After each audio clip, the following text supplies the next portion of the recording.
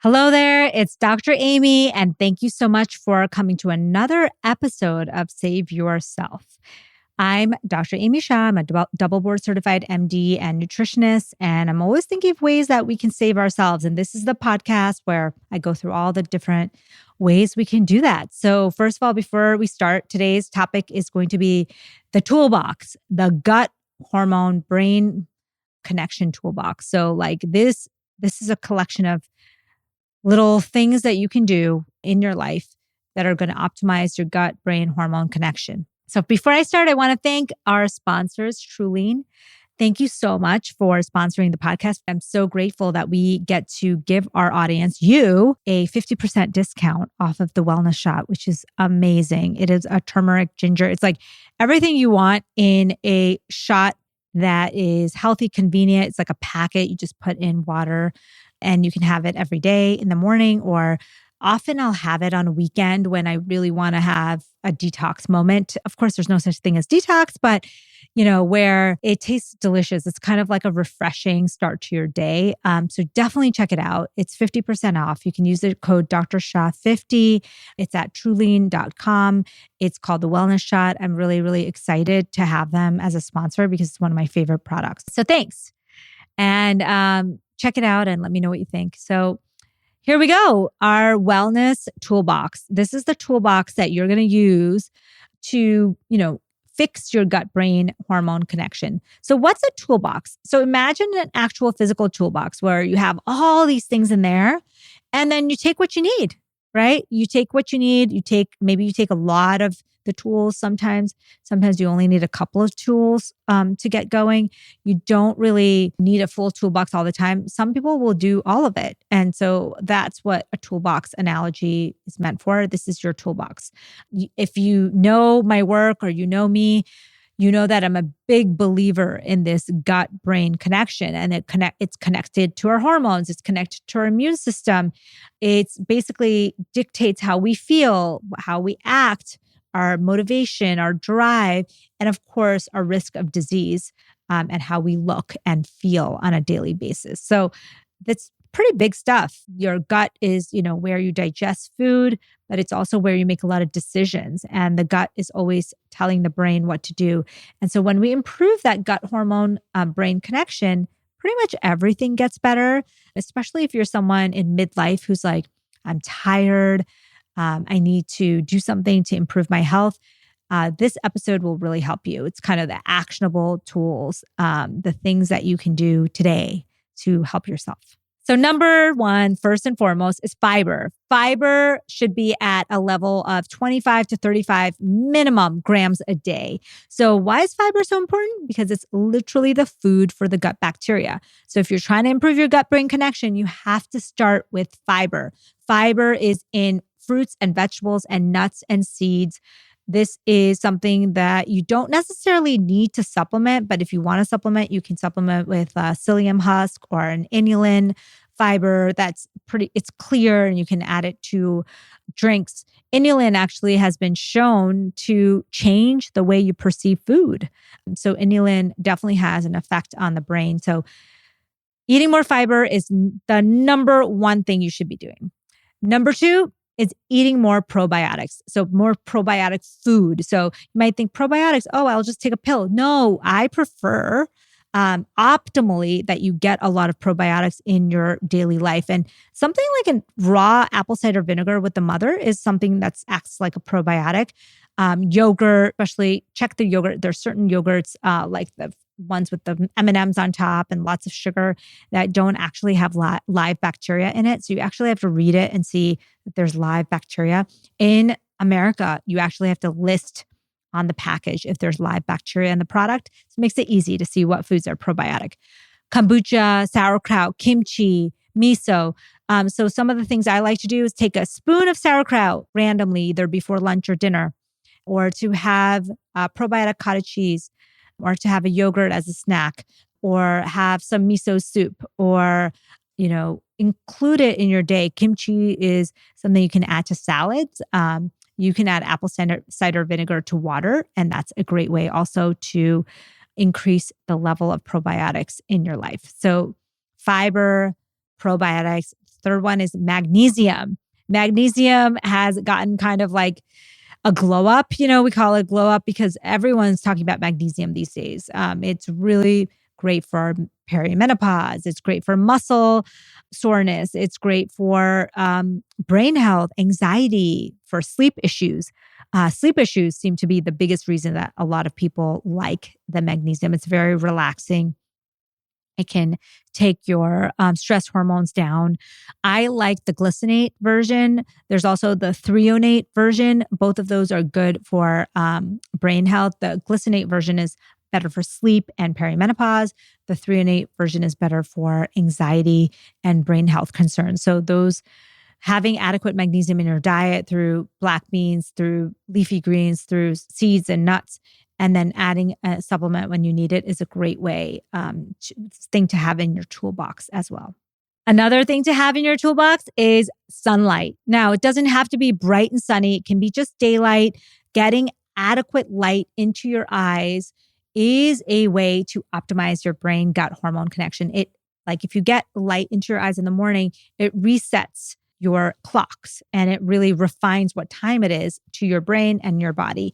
And then it also tells your hormones, okay, it's time to fire. It also tells your GI tract, okay, it's time to turn on.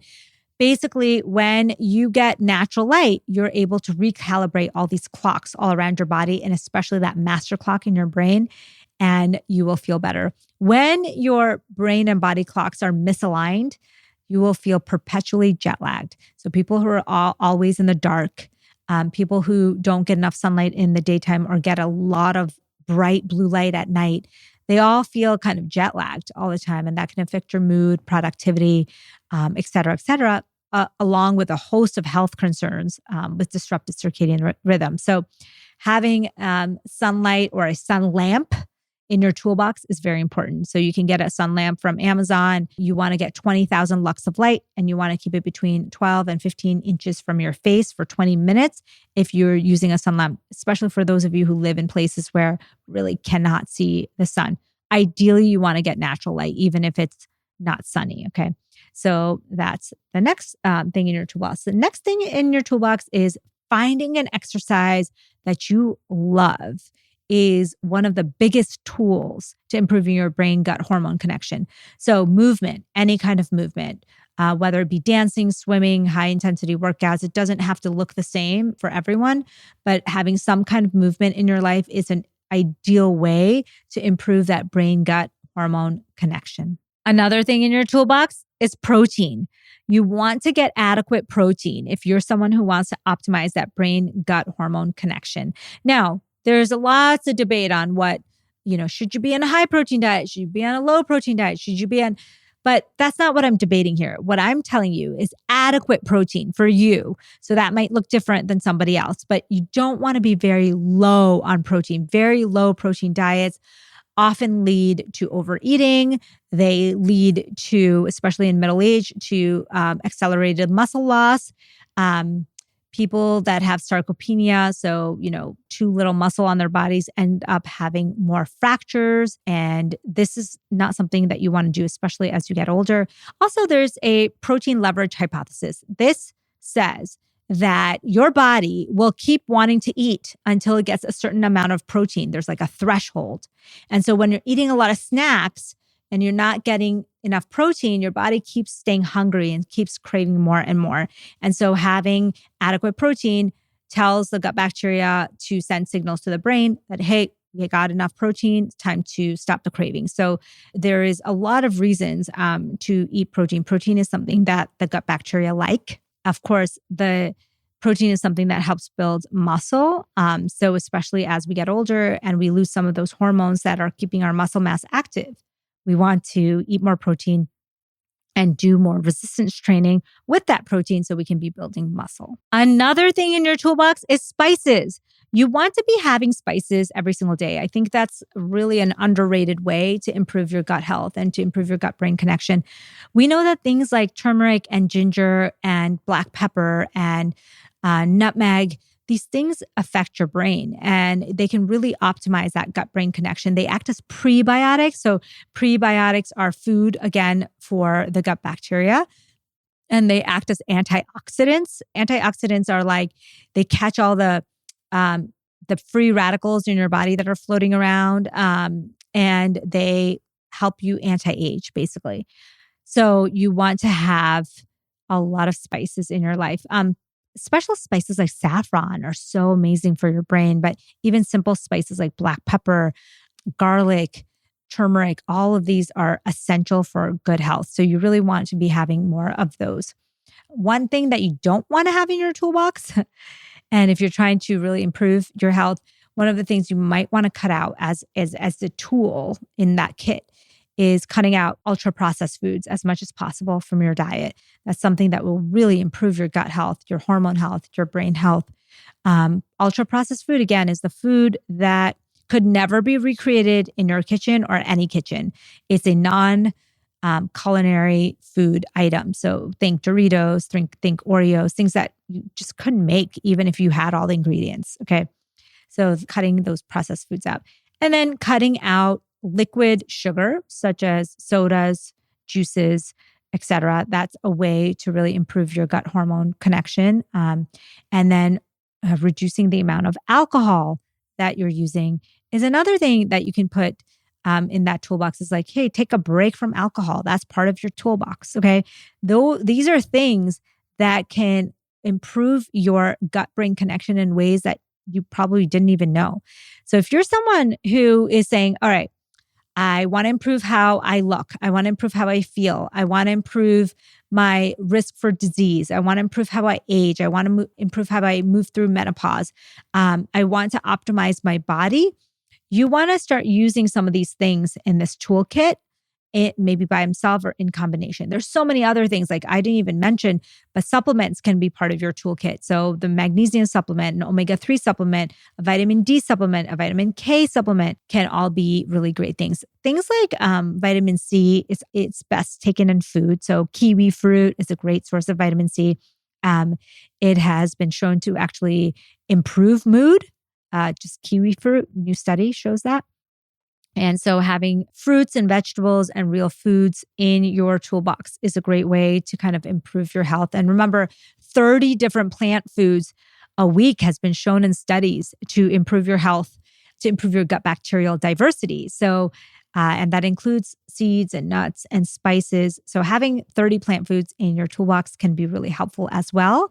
So these are some of the tools that you can use to improve your gut-brain hormone connection. So the other tools that I didn't talk about are the non-nutritional tools, but they're still super important. The exercise, the mindset work, meditation, sleep, sunlight. I did mention sunlight, but these are all things that you should have in your toolbox that can help you improve your gut brain hormone connection. And maybe the most important thing out of everything, arguably, is relationships. So improving your relationships around you. If someone is a vacuum and not a battery, probably want to spend less time, if not zero time with them. The battery, the energizers, you want to spend more time with them intentionally. And that's going to improve. That's going to be probably the biggest thing that's going to improve your gut hormone brain connection. So that's it. That's your, there's so many other things, but this is the truncated toolkit for you with the most advanced tools that we know of to improve that brain gut hormone connection. Thank you so much for being here. Thank you for listening. Stay tuned for another episode of Save Yourself.